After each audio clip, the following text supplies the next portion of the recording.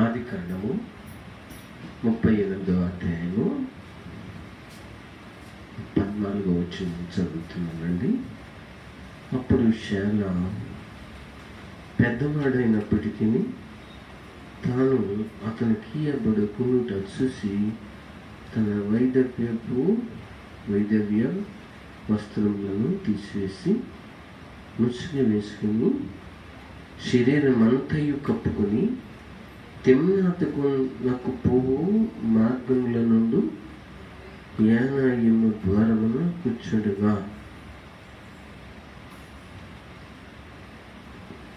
ఇటు వాక్యము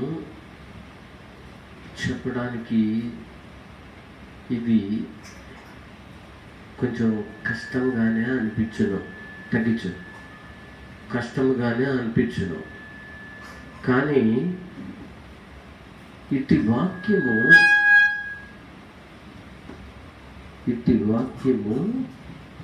చాలా ప్రాముఖ్యమైనదిగా ఉంది. అందుకని మనిషి జీవితంలో నుండి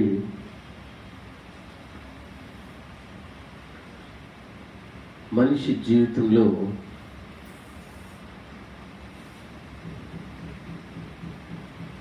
ప్రాధాన్యమైనది ఏంటి అంటే, ప్రాధాన్యమైనది, ముఖ్యమైనది, బ్రతుకులో ప్రాధాన్యకరమైనది, ముఖ్యమైనది ఏంటి అంటే ఏంటి? ఒక మనిషి బ్రతుకులో ప్రాధాన్యకరమైనది, ముఖ్యమైనది ఏంటి అంటే ఏంటండి? జయ సిస్టర్, ఏంటి?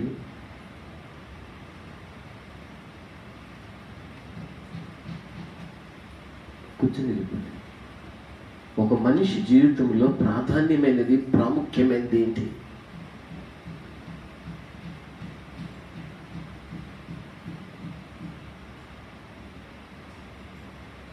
ఎవరైనా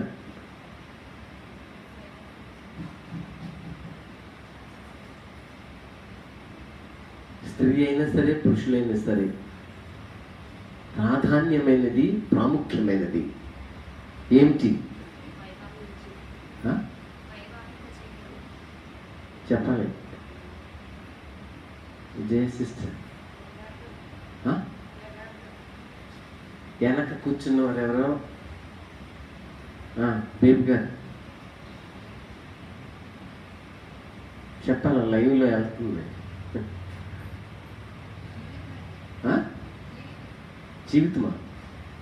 జీవితం కూర్చోండి.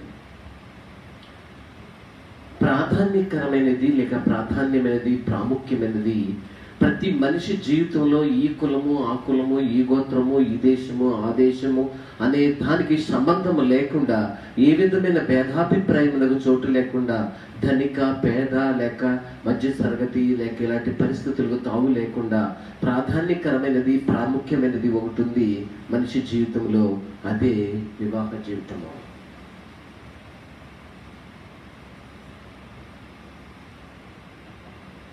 అందుకని ఆ వివాహ జీవితానికి బైబిల్ గ్రంథం అంతట్లో కూడా దేవుడు ఆ వివాహ జీవితానికి ఒక పేరు పెట్టారు. వివాహము అన్ని విషయములలో ఘనమైంది అని చెప్పి పేరు పెట్టారు. మిగతా వేటి విషయాల్లో ఏదో ఓ బిడ్డల కంటే ఘనమైనది లేకపోతే ఇంకోటి ఘనమైనదని దేవుడు చెప్పలా. వివాహం అనేది చాలా ఘనమైనది అని చెప్పారు. అన్ని విషయాల్లో, ఎన్ని విషయాల్లో? కొన్ని విషయాల్లో మినహాయింపు ఇచ్చి వాటి తర్వాత ఇది జ్ఞానమైనది అని చెప్పలా దేవుడు. అన్ని వివాహము అన్ని విషయములలో ఘనమైనది, రియల్, అన్ని విషయములలో ఘనమైనది, ప్రాధాన్యకరమైనది, ప్రాముఖ్యమైనది మనిషి జీవితంలో ఏమిటి అంటే వివాహమే. ఆ వివాహం యొక్క వయసు ఎప్పుడు అంటే కనీసము మన భారతదేశ సాంప్రదాయం ప్రకారం, పద్ధతి ప్రకారం, చట్ట ప్రకారం 18 సంవత్సరముల నుంచి ఇంచుమించు 55 సంవత్సరాల వరకు కూడా వివాహ దాంపత్య జీవితానికి మంచి ప్రాముఖ్యమైన ప్రాధాన్యత ఉంది. 18 సంవత్సరాల నుంచి 55 సంవత్సరాల మధ్యలో ఈ 18 సంవత్సరాలు 55 సంవత్సరాల మధ్యలో కూడా మనిషి జీవితంలో యవ్వన ప్రాయమే నిలిచి ఉంటది. తర్వాత వారి యొక్క శరీరం యొక్క ఆ పరిస్థితులను బట్టి బలము తగ్గిన దాన్ని బట్టి అక్కడ దాన్ని ఆ పరిస్థితి ఆధారపడి ఉంటుంది. ఇలాంటి పరిస్థితుల్లో ప్రాముఖ్యమైనది, ప్రాధాన్యకరమైనది ఏమిటంటే వివాహ జీవితమే. వివాహ జీవితంలో ఒక వ్యక్తి అడుగు పెట్టారు అంటే ఆ వ్యక్తి జీవితంలో చాలా ఘనమైన కార్యములోనే అడుగు పెట్టారని అర్థం. ఘనమైన కార్యములోనే అడుగు పెట్టారని అర్థం. నేను ఒక గృహాన్ని ఎరుగుదును. వారు 4 అన్నదమ్ములు. 4 అన్నదమ్ములకి పెద్ద పెద్ద లోగిలు ఉన్నది. వాళ్ళకి ఇంచుమించు 10 ఎకరాల పొలం ఉన్నది. ఈ ఏరియాలోనే మంచి పేరుగాంచిన వాళ్ళు. గేదెలు ఉన్నాయి, పాడి అంతా బాగుంది. కానీ ఆ తల్లిదండ్రులు ఇద్దరు కూడా ఈ 4 మగ పిల్లలకి వివాహం చేయరా.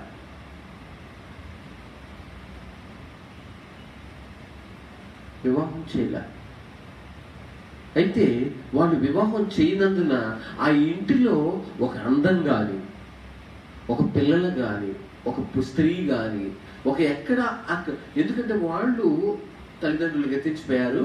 వాళ్ళ తల్లిదండ్రులు, వీళ్ళు కూడా వృద్ధులు, వయసు వచ్చింది. నేను చూసినప్పటికీ వృద్ధులు అయిపోయారు. బాగా ఇంకా పని చేసుకోలేని స్థాయికి వచ్చేసారు. ఇప్పుడు వీరి జీవితంలో వివాహం అనేది మనిషి జీవితంలో ఎంత ప్రాధాన్యకరమైనది లేక ప్రాముఖ్యమైందో అక్కడికి వెళ్ళి చూస్తే కదా వెళ్తే ఏంటో మనిషికి తెలియదు. వివాహం అనేది ఒక శరీర సంబంధమైన ఇచ్చ కోసమే కాక వివాహ సంబంధమైనటువంటి విధానము ఒక సృష్టిలో దేవుని వాగ్దానములో పాలిభాగము కలిగినదై ఉంది. ఎందుకంటే నువ్వు ఫలించి భూమిని ఏం చేయమన్నారు, భూమిని నిండించండి అని చెప్పి. చూసారా, మీరు బహుగా ఫలించండి, భూమిని ఏం చేయండి, మీరు పిల్లల్ని కానీ బహుగా ఫలించి భూమిని నిండించండి అని చెప్పి దేవుడు చెప్పారు. అలాగా వారి జీవితంలో కనపడలా. నేను చూసినప్పుడు చాలా బాధ అనిపించింది. నిజంగా ఒక్కరిలో కూడా సంతోషం లేదు. వారు ఉన్నారంటే ఎవరి పట్ల అంటే ఏం చేస్తున్నారు, ఒతుకుంటున్నారు. అసలు అక్కడ ఒక శుభ్రము, ఒక పరిస్థితి, ఒక క్రమం, ఒక సంసారం, ఒక పద్ధతి ఏమి లేదు. ఆ ఇంటికి ఒక తుడుపు, ఒక అలుకు, ఏదో పోత అంటారా, అలుకు పోత లేక ఇలాంటి పరిస్థితి ఏం కనపడలా. ఎందుకంటే వివాహ వ్యవస్థను దేవుడు స్థాపించి ఆ స్త్రీకి ఒక బాధ్యతను కూడా అప్పచెప్పేశారు. జ్ఞానవంతురాలు తన ఇల్లు కట్టును అనే బాధ్యతను అప్పచెప్పారు. స్త్రీకి అంత సామర్థ్యం లేకపోయినా, అంత బలము, పురుషునంత బలము లేకపోయినా, పురుషుని కంటే బలమైన ఆలోచన చేయగలిగింది ఎవరు అంటే స్త్రీయే. పురుషునికి మంచి గైడర్గా దేవుడు ఇచ్చారు, ఒక సహకారిగా ఇచ్చారు, సాటి అయిన సహాయంగా ఇచ్చారు. సహజంగా వివాహము అనగానే శరీర సంబంధమైనటువంటి ఇచ్చకు, శరీర సంబంధమైనటువంటి పరిస్థితులకే తావిస్తుంది. అసలు శరీర సంబంధమైన పరిస్థితి అనేది ఎంతవరకు,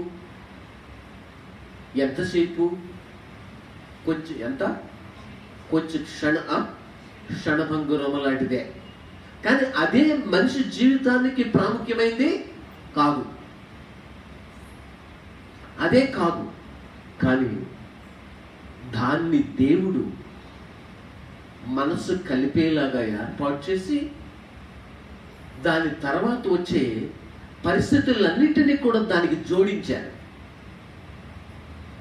అసలు ఆ పరిస్థితి మనిషికి ఆ దాంపత్య జీవితం అనే పరిస్థితి మనిషి జీవితంలో జరగకపోతే తర్వాత పరిస్థితులన్నీ కూడా ముడిపడే అవకాశమే లేక జోడించబడే అవకాశమే మనిషి కోల్పోతాడు. అందుకని దేవుడు, అనంత జ్ఞాని అనే దేవుడు వివాహ జీవితం అనేది ఒక ప్రాముఖ్యమైనదిగా, ప్రాధాన్యకరమైనదిగా దేవుడు మనిషి జీవితంలో ఏర్పాటు చేశారు. అయితే ఇలాంటి వివాహ జీవితానికి దేవుడు ఎంత ఘనమైనదిగా చేస్తే, ఈ లోకములో మనుషులమైన మన జీవితంలో నిత్యము పోరాటమే. మనిషి జీవితములు యుద్ధ దినములు. నన్ను యొక్క దినములన్నీ ఏ దినాలు? యుద్ధ దినములే. అన్ని బాధాకరమైన దినములే, ఇబ్బందితో కూడిన దినములే, కష్టముతో కూడిన దినములే. ఏమిటి అంటే, వివాహం చేసుకున్న వారికి, చేసుకోని వారికి. చేసుకున్న వారికేమో దానికి ఒక నిరీక్షణకు ఆధారం ఉంది. చేసుకోని వారికి అసలు ఆ నిరీక్షణకు ఆధారం ఏంటో కూడా తెలియదు. అదొక దిక్కుమాలిన జీవితం అలా అన్నట్టు అనిపిస్తాం. ఎవరు? అందుకనే చూసారా, అట్లా కుంగిపోకూడదు.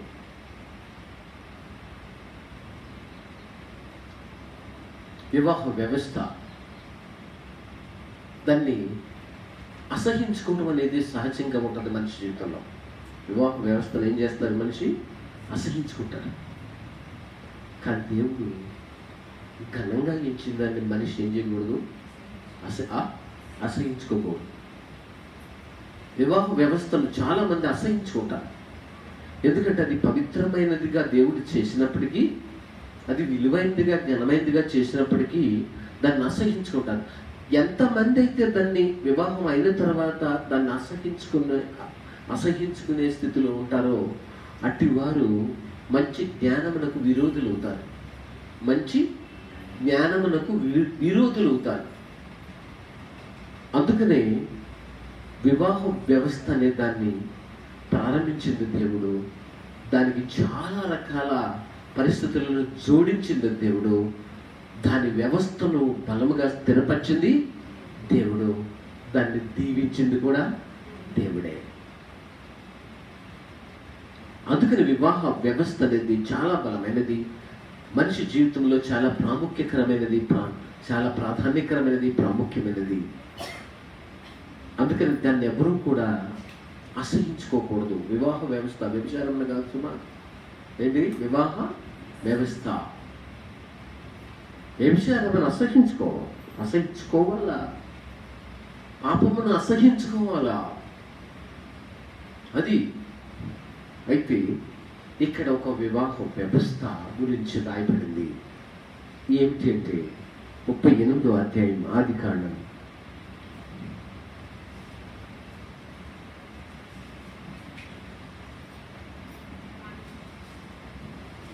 6వ వచనం. యోదా తన జ్యేష్ఠ కుమారుడైన ఏరునకు తామారు అను దాన్ని పెళ్లి చేసిన. ఫస్ట్ అయిపోయింది. ఏరు అని పేరేమి? ఏరు యోదా కుమారుడు. ఇశ్రాయేలు 12 గోత్రములలో ఒక గోత్రానికి సంబంధించిన వ్యక్తి. ఎవరు? యోధా. అయితే ఇతనికి ఏరు అనే కుమారుడు ఉన్నారు. ఏరు అనే కుమారుడికి ఆయన వివాహం చేశారు. వివాహం ఎవరితో చేశారు అంటే, తామారు అనేటువంటి ఒక స్త్రీతో వివాహము చేశారు, పెళ్లి చేశాను. యోదా జ్యేష్ఠ కుమారుడైన ఏరు యెహోవా దృష్టికి చెడ్డవాడు గనుక యెహోవా అతన్ని చంపెను. ఎవరట? యెహోవా దృష్టికి ఏమయ్యాడు? చెడ్డవాడు. ఎందుకు చెడ్డవాడు అని చెప్పి రాయబడింది? ఎందుకు చెడ్డవాడు అని చెప్పి రాయబడింది? చెడ్డవాడు అంటే ఏమిటి అంటే, సహజంగా సంతానాన్ని కలిగించకుండా ఆ సంతానం యొక్క విధానాన్ని తప్పైనటువంటి విధంగా ప్రవర్తించే విధానమే దేవుని దృష్టికి ఏంటి? చెడ్డది. సంతానాన్ని కలిగించకుండా దాన్ని వేరైన విధంగా మనుషులు ప్రవర్తించేటువంటి విధం ఉందే, దాన్నే చెడ్డది అన్నారు. అందుకని చాలా మంది యవనస్తులైనటువంటి మగపిల్లలు స్వీయస్ఖలనము అనే పాపములో పడి ఉంటారు. ఖచ్చితంగా స్వీయస్ఖలనము అనే పాపం చేస్తారు. ఖచ్చితంగా వాళ్ళ శరీరాన్ని వాళ్ళు ఖచ్చితంగా ఏం చేస్తూ ఉంటారు? పాడు చేసుకుంటూ ఉంటారు. ఇది దేవుని దృష్టికి మిగుల చెడ్డది అని వాక్యమే చెప్తుంది. చాలా చెడ్డది అని చెప్తుంది. అయినా మనిషి బ్రతుకులో ఈ స్వీయస్ఖలనము అనేటువంటి పరిస్థితి మీద అపవాది బలముగా దాడి చేస్తూ ఉంటాడు, బలముగా దాడి చేస్తాడు. అందుకని ప్రతి పురుషుడు కూడా ఆ యొక్క వ్యవస్థ నుండి బయటకు రావడం అనేది రానందున దేవుని దృష్టికి చెడ్డవారుగానే బ్రతుకుతున్నారు. యవ్వనస్తులు, వివాహం అయిన వాళ్ళు, వివాహం కాని వాళ్ళు అందరూ ఆ స్వీయస్కెళ్ళం వల్లనే సర్వనాశనము అయిపోతున్నారు. దేవుని దృష్టికి చెడ్డ పనులు చేస్తున్నారు.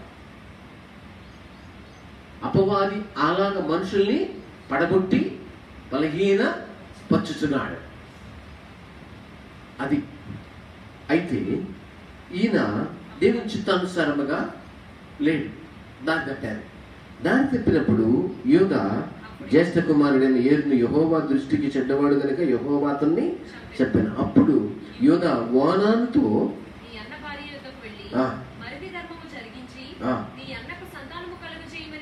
చూసారా, తమ్ముడు దగ్గరికి ఆ యోధా యోధా అంటే తన రెండో కుమారుడికి ఆ తామారుని ఏం చేశారైనా వివాహం చేశారు. అంటే గోత్రం మళ్ళీ ఏమవకూడదని మార్చబడకూడదు అనేది, గోత్రము యోధా గోత్రము మార్చబడకూడదు అనేది మరిదికే మళ్ళీ అనగా తన రెండవ కుమారుడికి ఇచ్చి పెళ్లి చేశారు.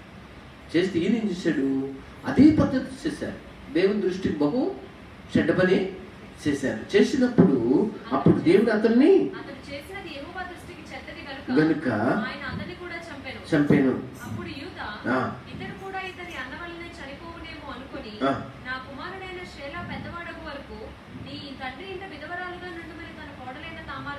చూసారా, ముగ్గురు కొడుకులు, ఇద్దరు కొడుకులు ఆల్రెడీ ఏమైపోయారు, చనిపోయారు. ఇప్పుడు షేలా ఉన్నారు. ఈ షేలా చిన్నవాడు, మరి వదినేమో చాలా పెద్ద. నీ తల్లిదండ్రులు ఇంటికి వెళ్ళి విధవరాలుగానే ఉండు, మళ్ళీ వివాహం చేసుకోకు, ఇతను పెద్ద అయిన తర్వాత నేను నీకు పెళ్ళి ఏం చేస్తా, ఇచ్చి వివాహం చేస్తా, అందుకని మన గోత్రము మార్చబడకూడదు కదా అని చెప్పేసి తామారుతో చెప్పినప్పుడు తామారు వెళ్ళి తన తల్లిదండ్రులు ఇంట విధవరాలుగానే ఉండిపోయింది. ఇద్దరిని పోగొట్టుకున్నారు. ఎందుకంటే కుటుంబ వ్యవస్థ ఎలాంటి ప్రాముఖ్యమైనదో, ఎలా ప్రాధాన్యకరమైనదో మనకి ఇక్కడ తెలుస్తుంది. చూసారండి, ఇప్పుడు ఇద్దరు చనిపోయారు.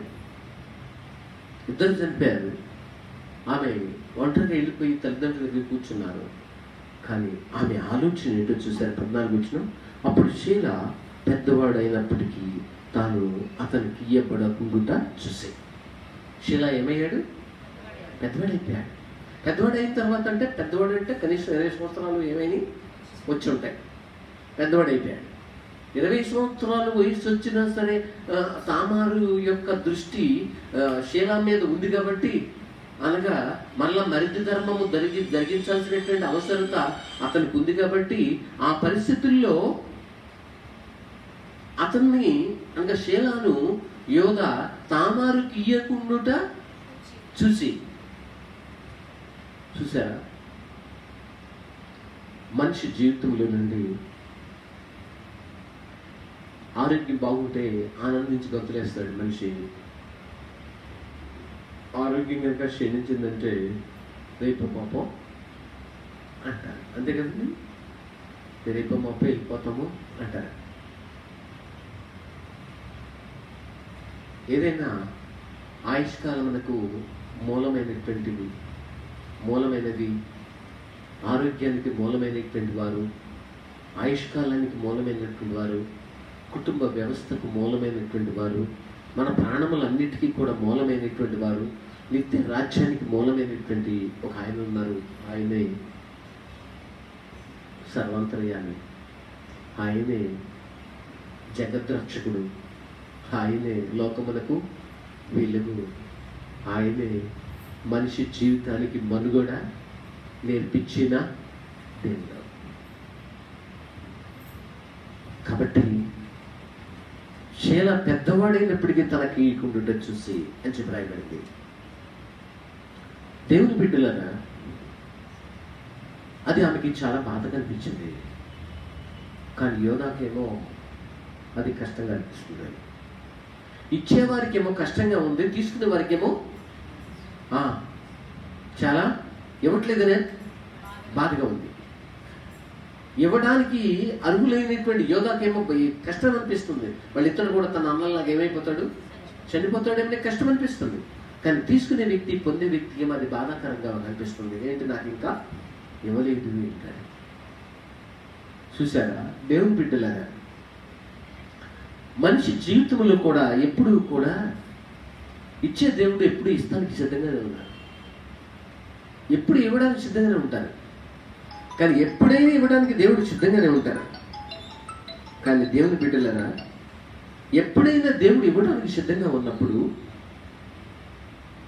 తీసుకునేటువంటి వ్యక్తి కూడా అందుకు అర్హత కలిగినటువంటి వయస్సుకు ఇవ్వబడే వ్యక్తి కంటే తీసుకునే వ్యక్తి వయస్సు కొంచెం ఎక్కువగా ఉన్నప్పటికీ కూడా యోధ ఆలోచిస్తున్నాడు. ఈ రోజున మనిషి జీవితంలో కూడా అండి, దేవుడు ఎన్నో మనకి ఇవ్వటానికి వాగ్దానాలు చేశారు, ఎన్నో మనకి ఇవ్వటానికి వాగ్దానాలు చేశారు, అనేకమైనవి. కానీ అవి మన జీవితంలో ఇస్తారని ఈ తామాను వలె ఎదురు చూస్తూ ఉంటాం. ఎందుకంటే పెద్దవాడు అయినప్పటికీ కూడా ఇవ్వలేదు ఏంటూ అని, పెద్దవాడు అయినప్పటికీ కూడా ఇవ్వలేదు ఏంటి అని. ఇస్తే సంతోషపడేది తామారు, ఇస్తే బాధపడేది యోధ. ఎందుకు దేవుడు మన జీవితంలో అనేకమైనటువంటి ఇస్తానని చెప్పి ఎందుకు వయసు వచ్చినప్పటికి కూడా, సమయం వచ్చినప్పటికి కూడా ఎందుకు ఇవ్వట్లేదు? యోధ ఇద్దరు కొడుకులను పోగొట్టుకున్నట్టు శైలాన్ని పోగొట్టుకోవడం ఆయనకి ఇష్టం లేదు. ఒకవేళ చనిపోతాడేమో, అన్నాల కంటే గొప్పవాడేమి కాదు అనే అభిప్రాయం అనుకుంటాడు. అలాగే ఈ రోజున యావత్ ప్రపంచంలో ప్రతి మానవుని గురించి దేవుడు ఆలోచించేది ఏంటంటే, శీల పెద్దవాడైనప్పటికీ తనకు ఇవ్వకుండా చూసి అని చెప్పినట్టుగా ఈరోజు మా వయసు పెరుగుతుంది, కుటుంబ వ్యవస్థలో పెరుగుతున్నాం, పిల్లలు ఎదుగుతున్నారు, లేక మన జీవితంలో కొంత భక్తి యొక్క అనుభవం పెరుగుతుంది, విశ్వాసంలో ఎదుగుతున్నాం, ప్రార్థనలు ఎదుగుతున్నాం, వాక్యంలో ఎదుగుతున్నాం. కానీ ఇలా ఎదుగుతున్నప్పటికీ కూడా ఇంకా కొన్ని దీవెనలు నేను ఎందుకు చూడలేకపోతున్నాం?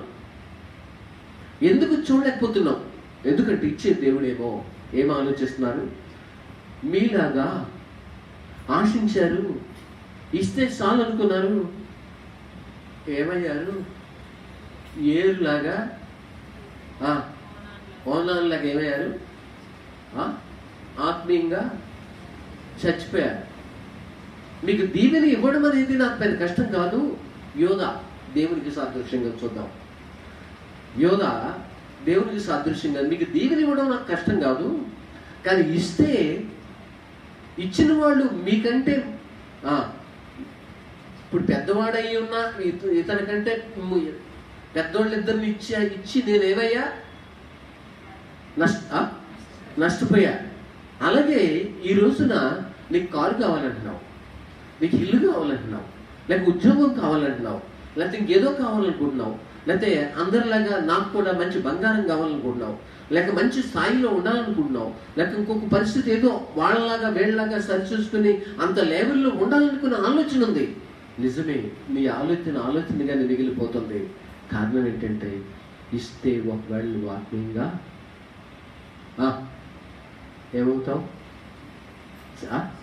చచ్చిపోతావు. నువ్వు మళ్ళా ఏరులాగా వానాలాగా పోగొట్టుకోవాల్సి వస్తుందేమో. నేను ఇచ్చినప్పుడు నీకు సంతోషమే, కానీ నీకు సంతోషమే కానీ తర్వాత నష్టం కలిగితే నాకు ఎక్కడ లేని బాధ.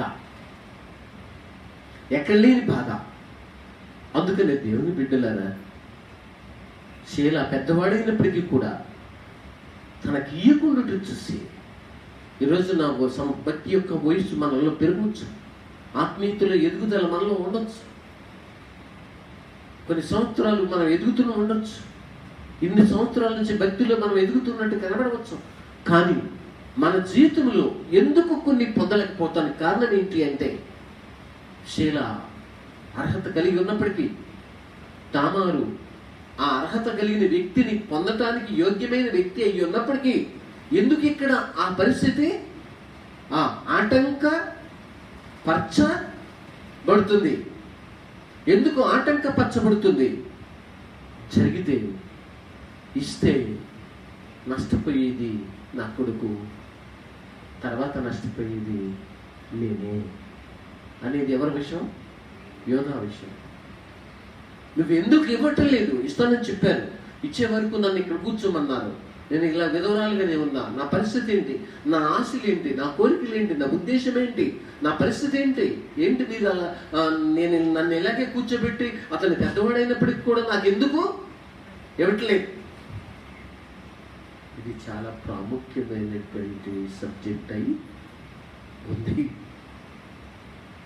ఎందుకు ఇవ్వట్లేదు? మీరు నాకు ఎందుకు ఇవ్వట్లేదు? చూశాక ఎంతమంది అండి ఈ రోజున నష్టపోయారు. ఏమయ్యారండి? నష్టపోయారు. డబ్బు ఏంటో తెలియని వాళ్ళకి డబ్బు వచ్చి రాగానే ఆత్మీయంగా ఏమైపోయారు? నష్టపోయారు. కారణం ఏంటి? గరిష్ఠులు అయిపోయారు, అహంకారులు అయిపోయారు, కన్నులు నెత్తి మీదకి వచ్చిన వాళ్ళ వలె అయిపోయారు. ఇంకా లోబడే మనస్సు తూర్పుకి పడమరకి ఎంత దూరమో అంత దూరం అయిపోయినట్టు అయిపోయారు. ఇంకా భక్తికి దూరం అయిపోయారు, వాక్యమునకు దూరం అయిపోతున్నారు. ఇవన్నీ దేవుడు చూడడం లేదా? చూస్తున్నారు. ఎందుకంటే నీకు ఇచ్చి నష్టపోవడం కంటే ఇవ్వకుండా నిన్ను బ్రతికి ఉండేటట్లు చూసుకోవడం నాకు అదెంతో సంతోషం అని దేవుని చిత్తం. నాకు అది కావాలి ప్రభా, ఇది కావాలి ప్రభా, అది కావాలి ప్రభా, ఇది కావాలి ప్రభా అని అడుగుతాం మనం. కానీ అన్నీ ప్రభు దగ్గర ఉన్నాయి. కానీ అన్నీ ఇచ్చేయి కాదు, అన్నీ ఇవ్వనేవి కూడా కాదు. అన్నీ ఇచ్చేయి కాదు. ఎందుకు ఇవ్వరు? ఇస్తే ఏమవుతుంది? నష్టపోతున్నారు. ఎవరు చూస్తున్నారు ఆ నష్టాన్ని? ఆ దేవుడే చూస్తున్నారు. విధేయత కలిగి మాట విని నమ్మకంగా ఉండే మనస్సు ఉందా? ఉందా? ఉందా? లేదు. విధేయత కలిగి మాట విని నమ్మకంగా ఉండే మనసు ఉందా? లేదు. తిరుగుబాటు అక్కడ కనపడేది ఏంటి? తిరుగుబాటు కనపడుతుంది మనిషి జీవితంలో.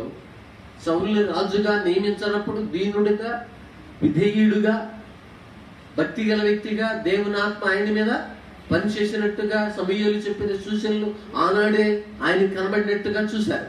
కానీ సింహాసనం మీద కూర్చున్న తర్వాత ఆయనలో మొదట విధేయత కానీ, మొదట మాట వినే స్వభావం కానీ, దేవునికి లోబడే విధానం కానీ, తగ్గించుకునే మనసు కానీ ఆయనలో కనబడలా. అందుకనే సౌలుని రాజుగా నియమించినందుకు దేవుడు ఎంతో బాధపడవలసి వచ్చింది. ఈరోజు మనుషుల్ని దీవించాక దేవుడు బాధపడుతున్నారు, దీవెన పొందాక దేవుడు బాధపడుతున్నారు. అదే పేదరికంలో ఉంటే బాధపడాల్సిన పని లేదు. ఎందుకంటే దీనిని చక్కగా విధేయులై లోబడి తగ్గించుకొని భక్తి చేతులు.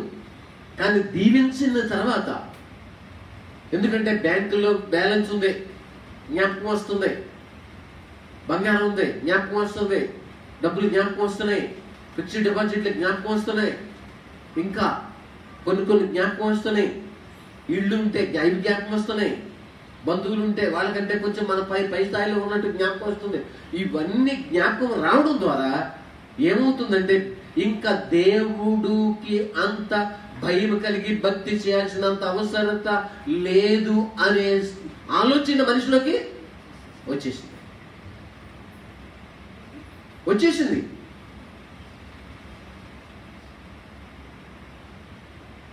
అందుకనే మనుషులు ఆత్మీయతలో వెనకబడిపోయారు, మనుషులు భక్తులు వెనకబడిపోయారు, ప్రార్థనలు వెనకబడిపోయారు, శృంఖదనం తగ్గిపోయింది, భక్తి విలువలు తగ్గిపోతున్నాయి, ఆత్మీయ విలువలు తగ్గిపోతున్నాయి, ప్రార్థనా విలువలు తగ్గిపోతున్నాయి, నీతి కొరకు ఆకలి దప్పులు కలిగిన జీవితం తగ్గిపోతున్నాయి.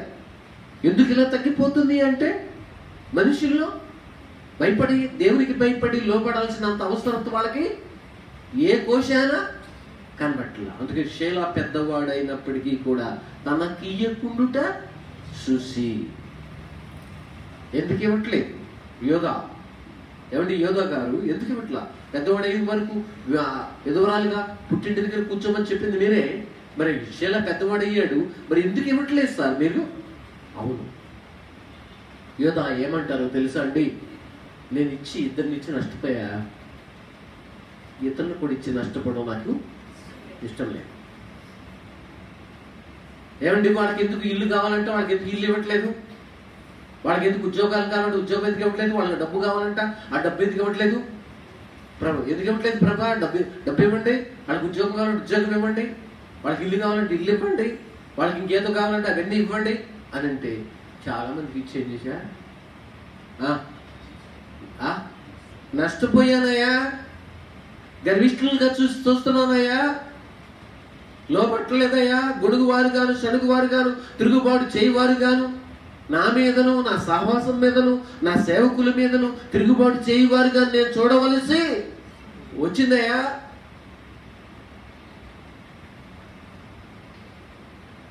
నాకే తీర్పులు తీర్చే స్థాయిలో వాళ్ళు ఉన్నారయ్యా, నాకే తీర్పులు తీర్చే స్థాయిలో ఎదిగారయ్యా వాళ్ళు. అదే పేదరికంలో ఉంటే ఆ పేదరికము అనే భయం చేత మనుషులు నా దగ్గర గజగజ వణుక్కుంటూ భయపడి దేవునికి లోబడి ఉందురు. అందుకనే పేదలైన మీరు ధన్యులు అన్నారా, కష్టాలు పారిపోతారన్నారా? పేదలైన మీరు ధన్యులు, పేదలైన మీరు ధన్యులు. ఎందుకు ధన్యులు? గరిష్ఠుడై పాపము చేయుట కంటే, అన్నీ కలిగి ఉండి తిరుగుబాటు చేయుట కంటే, మాకు ఇది ఉంది మాకు అది ఉంది, వాళ్ళకంటే పర్వాలేదు ఏళ్ళకంటే పర్వాలేదు అని అనుకుని అహంకారులై పాపము చేయకుండా కంటే మాకు ఏమీ లేదు, దేవుడు ఉన్నారు చాలు అని నన్ను కనపరచుట, అదే ఏంటి ధన్యమైనది. చూసారా దేవుని బిడ్డలారా, ఈరోజున ఎంతమంది వారి మాటల్లో చూస్తాం, గర్వము తప్ప మరొకటి కంటికి కనబడదు. గర్వము తప్ప ఏమీ చూడలేం. ఎందుకు ఇలా గర్విష్ఠులు? అదే నిన్ను పేదరికంలోనే ఉంచి ఉంటే ఆ గర్వము నీలోనికి వచ్చిన దాని పని అది ఏం చేసి ఉండేది కాదు, పని చేసి ఉండేది కాదు, పని చేసి ఉండేది కాదు. గాడిదల్ని వెతికే వ్యక్తిని గాడిదల్ని వెతికే స్థాయిలో ఉంటే దేవుని మీద తిరుగుబాటు చేసే అవకాశమే ఉండేది కాదు కదా. చూసారా, శీల పెద్దవాడైనప్పటికీ కూడా తన కియ్యకుండుట చూసి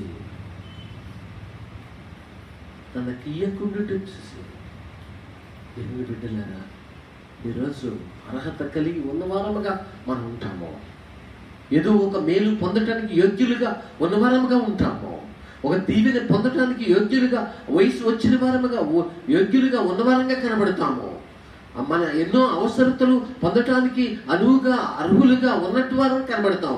కానీ ఇప్పటికీ 2 పొంది ఏమయ్యాం? 2 పొంది ఏమయ్యాం? నేను నష్టపోయా. 3వ దాన్ని పొంది నీకు 3వ దాన్ని కూడా నీకు ఇచ్చి నేను నష్టపోవటం నాకు ఇష్టము లేదు. ఎప్పటికే నువ్వు నీ అంతరంగము చూస్తే, ఎప్పటికే నీ స్వభావమును చూస్తే, వాక్యం చెప్పినట్టు ప్రకటన గ్రంథం 2వ అధ్యాయం 4వ వచనం, అయినను మొదట నీకుండిన ప్రేమను నీవు వదిలితివని నేను నీ మీద తప్పు ఒకటి మోపవలసి ఉన్నది. నువ్వు ఏ స్థితిలో నుండి పడితివో అది జ్ఞాపకం చేసుకొని మారుమనసు పొంది. చూసారా, దేవుడు మనిషి మీద ఏం మోపారండి? మొదట నీకుండిన ప్రేమను నువ్వేం చేశావు? విడిచిపెట్టావు. ప్రేమ ఎప్పుడు పోయింది? ప్రేమ ఎప్పుడు పోయింది? భర్త ఎంఆర్ఓ ఆఫీసులో బెల్ట్ వేసుకుని చేస్తారు, దాన్ని ఏమంటారు? జవాన్ చేస్తున్నారు. సరే, చేస్తూ ఉండగా ఆ ఎంఆర్ఓ ఆఫీసులో ఉన్న ఆ ఉద్యోగస్తులు లేడీస్ వాళ్ళందరిని చూసి ఈ యవనస్తుడైనటువంటి ఇతను ఏం చేశాడంటే తన భార్యని కూడా చదివించి మంచిగా చదివించడం ప్రారంభించాడు. మంచిగా పాస్ అవుతూ వస్తుంది. దాని బిడ్డలు కలిగి ఉన్నప్పటికీ కూడా మంచిగా పాస్ అవుతూ వస్తుంది. కానీ ఒక రోజున ఆమె DTYR అంటే డిప్యూటీ తహసీల్దారే వచ్చింది. డిటిఓ అయిన తర్వాత తన కింద పని చేసే ఎవరు భర్త, తన కింద పనిచేసే భర్త తన దృష్టికి ఎన్నికైన వ్యక్తిగా కనబడలా. ఎన్నికైన వ్యక్తిగా కనబడలా. ఎందుకని? ఒకప్పుడు భర్త డబ్బు తీసుకుని కాలేజీలు చదివి పరీక్షలు రాసి పాస్ అయ్యి రాసే సివిల్ సర్వీస్ ఎగ్జామ్స్కి వెళ్ళి అన్ని రకాలుగా తీసుకెళ్ళి ఇంత చేసింది భర్త.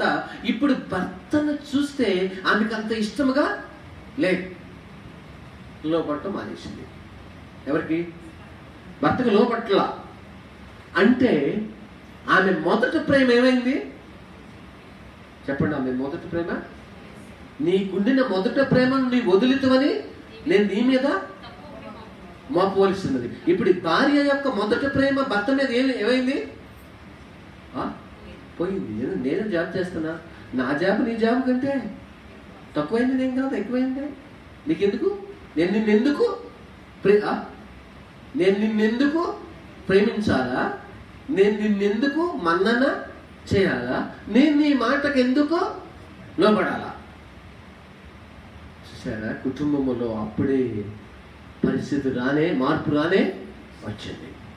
ఇద్దరి మధ్య గొడవ స్టార్ట్ అయింది, వివాదాలు స్టార్ట్ అయ్యాయి. చెరొక అమ్మాయిని తీసుకున్నారు, ఆ అమ్మాయి వేరే అద్దెకుంటుంది, ఈ అబ్బాయి వేరే అద్దెకి ఉన్నాడు. ఏం చేసి? మొదట నీకుండిన ప్రేమలో లోపం ఏమైంది వచ్చింది.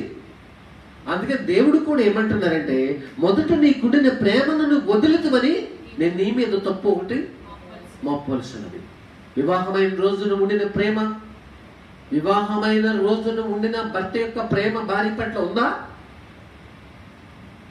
మారు మనసు పొందిన రోజున ఉండినటువంటి ప్రేమ సంఘం మీద ఈ మారు మనసు పొంది దీవించబడిన తర్వాత ఉందా? వివాహమైన రోజున మైసూరు పాకం కావాలంటే ఎక్కడ పోయాడు? మైసూరు. అంత ప్రేమ. ఏగ వాలకూడదు, దోమ వాలకూడదు, తన భార్య వైపు ఎవరు చూడకూడదు, అంత భద్రత, బాధ్యత. కానీ వివాహం అయి ప్రేమ కొంచెం తగ్గిపోయిన తర్వాత భార్య దోమలు కుట్టినాయా ఎవరు పడి ఏం చేయట్లా, పట్టించుకోవట్లా. ఎందుకని? అయిపోయింది. మొదట నీకుండిన ప్రేమను ఏం చేశావు? వదిలేశావు. ఈ రోజున యావత్ ప్రపంచంలో ప్రతి కుటుంబంలో ప్రతి వ్యక్తిలో దేవుని పట్ల మొదట ప్రేమ వదిలేశాడు మనిషి. అంతేకాక భార్య పట్ల ఉండవలసిన ప్రేమను వదిలేశాడు. భర్త పట్ల ఉండవలసిన ప్రేమను కూడా స్త్రీ ఏం చేశారు? వదిలేశారు. వదిలేసిన జాబితాయే ఎక్కువ పర్సెంటేజ్లో ఉంది. కలిగి ఉన్న జాబితా కంటే వదిలేసిన జాబితా ఎక్కువ పర్సెంటేజ్లో ఉంది. నేను సేవ చేస్తున్నాను, నా భార్యను అంత ఎక్కువ ప్రేమించాల్సిన పని ఉంది అనేది బోధకుడు నైజం. నేను సేవ చేస్తున్నానండి, నాకు బిజీగా ఉంటుంది, అక్కడక్కడ నన్ను మీటింగ్ పిలుస్తారు, మా ఆయన గారికి అంత వాళ్ళ పాలన చూడాల్సింది, నాకు అవ్వదు. దేవుని ఉద్దేశం అది కాదుగా. దేవుని ఉద్దేశం అది కాదు. నేను ఒకసారి ఒక సిస్టర్ గారు మా ఇంటికి పెయింట్ వేయాలన్నారు. పెయింట్ వేయాలంటే మన చర్చిలోకి వచ్చేవాళ్ళే, మీరు పెయింట్ వేసే అలవాటు ఉంది కదా, చేయండి అన్నారు. వేస్తామన్నారు. తెల్లారితే శనివారం ఏమో చెప్పాము, తెల్లారితే ఆదివారం ప్రార్థన రాకుండా పెయింట్ వేయడానికి లేవు. నేనన్నా బ్రష్లు పుచ్చుకొని, వాళ్ళు డబ్బాలు పుచ్చుకొని బ్రష్లు పుచ్చుకొని నాకు ఎదురు పడితే, ఇదేంటబ్బా ఇప్పుడు ఈరోజు ఏంటి ఆదివారం, మీరు పెయింట్ వేయమన్నారు కదా, అందుకనే పెయింట్ వేస్తున్నావు. చూసారా, మనకు అప్పగించిన పని ముఖ్యంగా ఉంది కానీ ఏం పని? డబ్బులు వచ్చే పని. ఆ పని ముఖ్యంగా ఉంది కానీ ఆ రోజు దేవుడు ఆరాధన అనే భయము లేదు. చూసారా దేవుని బిడ్డలారా, డిటిఓ అయిన తర్వాత నీ భర్త పట్ల, నీ భర్త కష్టాన్ని అనిపించిన నువ్వు, నీ భర్త కష్టాన్ని చేత పైకొచ్చి ఓ మంచి పరీక్షల్లో పాస్ అయ్యి ఈ రోజున ఒక డిటిఓ అయ్యాక ఆ మొదట ప్రేమ ఉందా? ఆ మొదట ప్రేమ ఉందా?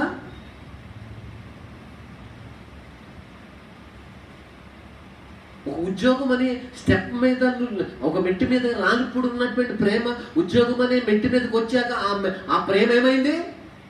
పూర్తిగా కోల్పోయావు కదా.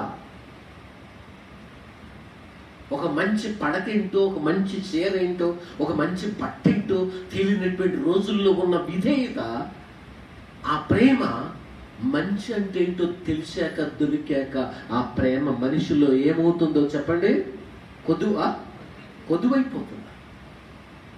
కొద్దువైపోతుంది.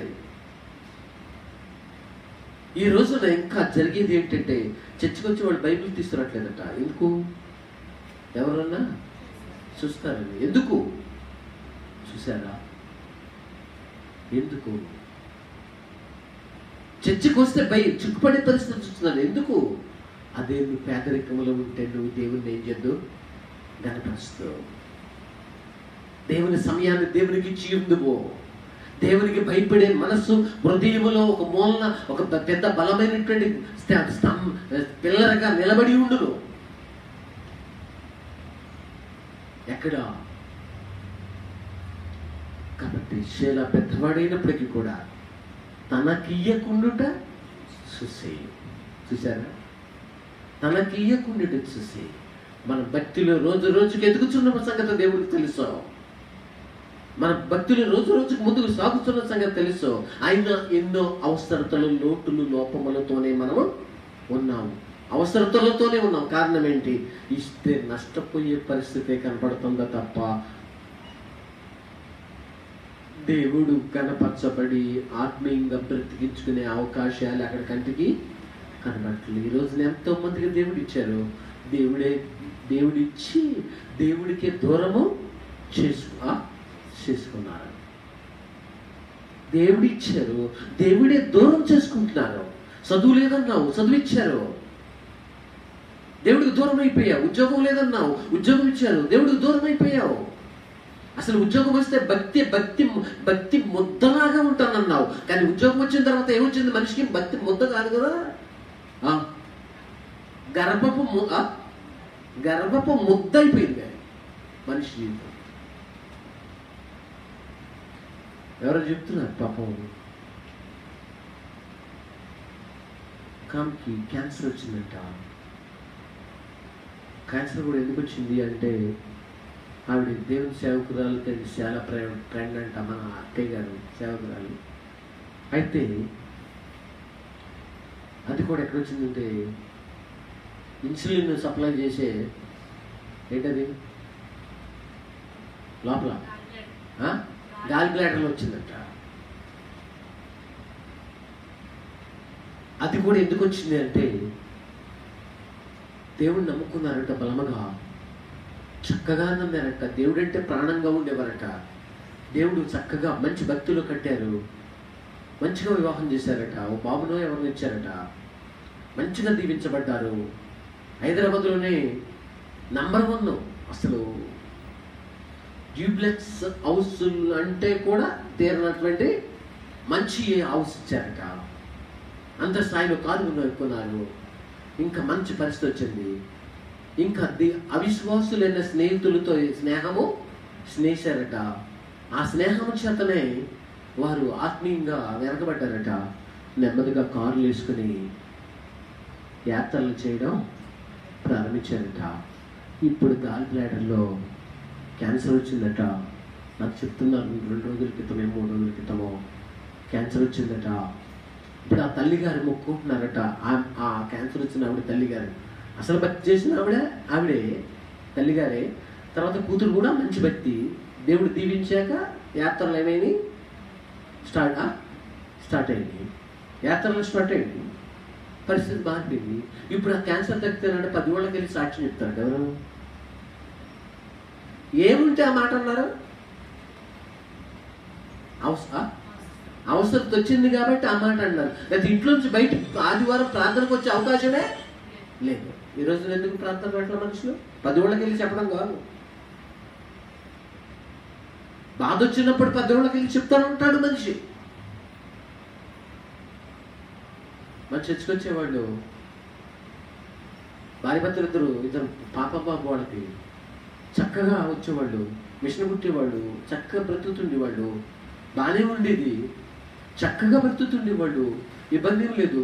హైదరాబాద్లో బాగా సంపాదించాలనుకున్నారు, అక్కడికి వెళ్ళారు, అక్కడ కూడా కష్టపడటం ప్రారంభించారు.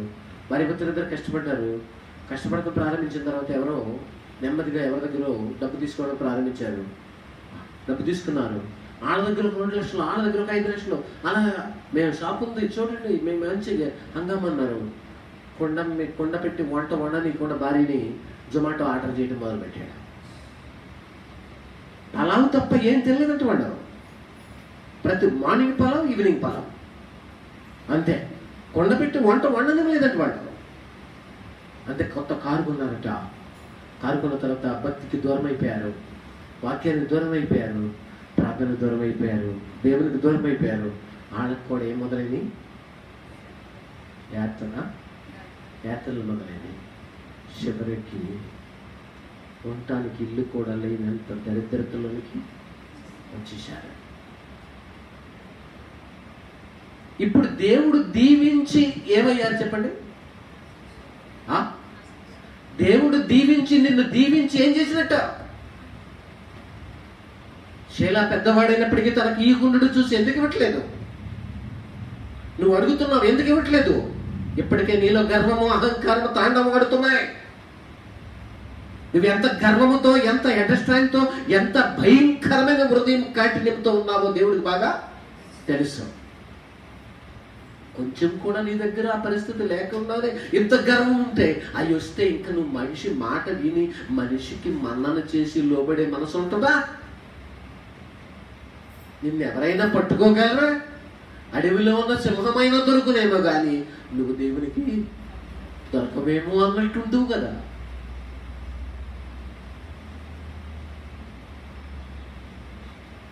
అందుకని మొదట నీకుండిన ప్రేమను, మొదట నీకుండిన ప్రేమ ఏది? మొదట నీకుండిన ఆ దేవుడి పట్ల నీకుండిన ఆప్యాయత, ప్రేమ, ఆ దేవుడి పట్ల ఉండిన భయం ఏది? ఏది?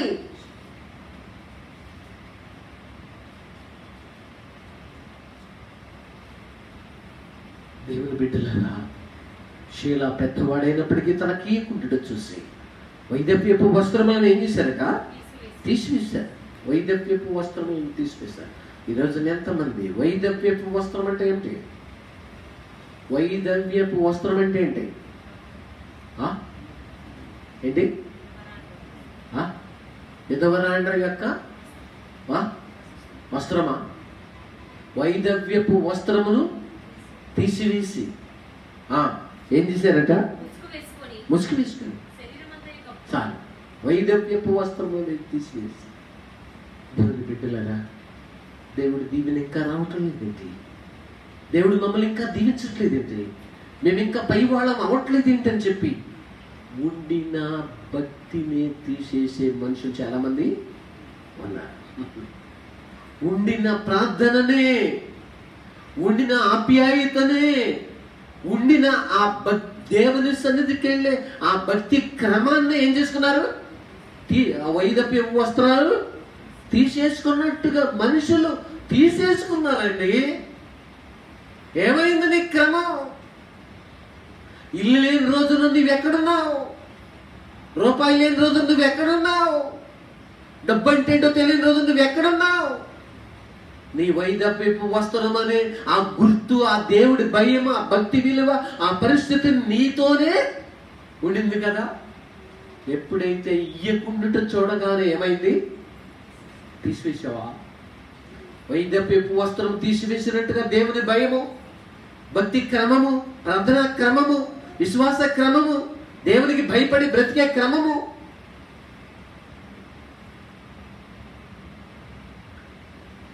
చూసారా? వైదవ్యపు వస్త్రము తీసివేసి ముసుగేసుకుని ఈరోజున మేము క్రైస్తవులము కాదు అనుకుని ఏం వేసుకుంటాం? నాకు ముసుగేసుకుంటాం. మేము యేసు ప్రభు పిల్లలము కాదు. దేవుని భయమనే వస్త్రం ఏనాడో తీసేశాం. భక్తి వస్త్రం ఏనాడో తీసేశాం.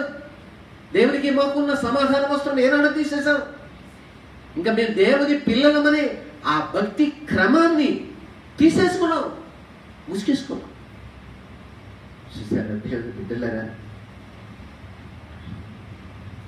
ఎంతమంది ముసుగులో ఉన్నారు, ఎవరికి తెలియకుండా, విశ్వాసులను తెలియకుండా, భక్తి పరులను తెలియకుండా, నీతిమంతులను తెలియకుండా, దేవుని పిల్లలను తెలియకుండా, క్రైస్తవులను తెలియకుండా, పరిశుద్ధులను తెలియకుండా. మీరెవరు?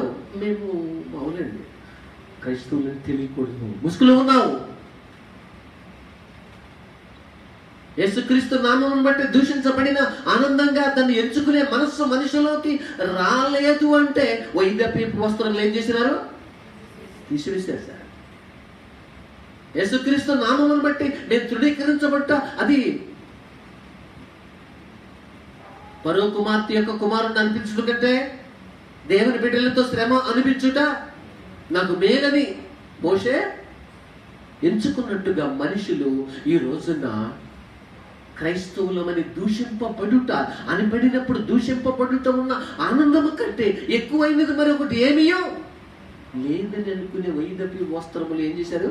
తీసేసి ఎక్కడున్నారు? ముసుగులో ఉన్నారు. ఎంతమంది ముసుగుసుకున్నారు? ఆదివారం కూడా ముసుగుల నుంచి బయట రాట్లా. బంధువులు ఇంటికి వెళ్ళినప్పుడు ముసుగు, స్నేహితుల దగ్గర ముసుగు, ఆఫీసులో ముసుగు, పబ్లిక్లో ముసుగు, సర్టిఫికేట్ పొందే దగ్గర ముసుగు. మేము క్రైస్తవం కాదండి, ముసుగు. నా ప్రభు నిమిత్తం కొన్ని రిజర్వేషన్స్ పోయిన పర్వాల, థ్యాంక్ గాడ్ అని చెప్పగలిగిన వాళ్ళు ఎవరు? వైద్యపైపు వస్త్రములు కలిగిన వాళ్ళు. వాటిని ఏం చేశారండి ఈ రోజున? తీసివేసి నేను పరలోకానికి వెళ్తాను. ఎట్లా వెళ్తాం? దేవుని దీవెన పొందలేదు నేను నా పిల్లలు, ఎట్లా పొందుతాం? ఎవరి దగ్గర ఆ మాట మాట్లాడుతూ ఉంటావు, ఎవరి దగ్గర ఆ నాలుకను నువ్వు కలిగి ఉన్నావు. దేవుడు నిన్ను చూసినప్పుడు ఎంత బాధపడుతున్నారో. నీ వైద్యపు వస్త్రములు తీసివేసి ముసుగు వేసుకునే స్థాయిలో ఇంటికి వెళ్ళిపోయావు. శేలాకులు పెద్దవాడైనప్పటికీ తనకి ఇయ్యకుండుట చూసి ప్రార్థన చేసుకుందామా? లేచి నిలబడతావా? ప్రేమ కలిగిన యేసు ప్రభువా, మీ సన్నిధి మీ ప్రసన్నత మాత్రం ఉంచండి. ఈ రోజున నేను ఎదిగిపోయాను, నేను కొంత అనుభవంలో వచ్చేసాను, నేను ఎదిగిపోయాను, దేవుడికి లోపడాల్సినంత అవసరత నాకేమీ లేదని మనిషి అనుకుంటున్నాడు. మేము కొంత ఎదిగిపోయాం, కొంత మాకు పేరు ప్రఖ్యాతులు వచ్చేసాయి, ఇంకా కొంతమంది మమ్మల్ని మీరు మంచి స్థాయిలో ఉన్నారని చెప్పి మమ్మల్ని ముఖస్తుతి చేయడం మొదలైశారు, అందుకనే మా స్థాయి పెరిగింది. మొదట ప్రేమను వదిలిచిపెట్టాం, వైదపీపు వస్త్రములు తీసివేసి ముసుగులో ఉన్నాం. ప్రభా నన్ను జ్ఞాపకం చేసుకోండి. ఈ రోజున ఎంతమంది ముసుగులో ఉన్నారు? వాళ్ళ డబ్బు వాళ్ళని ముసుకేసింది, వాళ్ళ గర్వం వాళ్ళకి ముసుకేసింది, వాళ్ళ అహంకారం వాళ్ళకి ముసుకేసింది, వాళ్ళ కులగర్వం వాళ్ళకి ముసుకేసింది, వాళ్ళ డబ్బు గర్వం వాళ్ళ అందగర్వం వాళ్ళకి ముసుకేసింది, వాళ్ళ కన్నులు ఎత్తుకొచ్చిన స్వభావం వాళ్ళకి ముసుకేసింది. ముసుగులో ఎంత కాలం ఉంటావు ఎవరికి తెలియకుండా.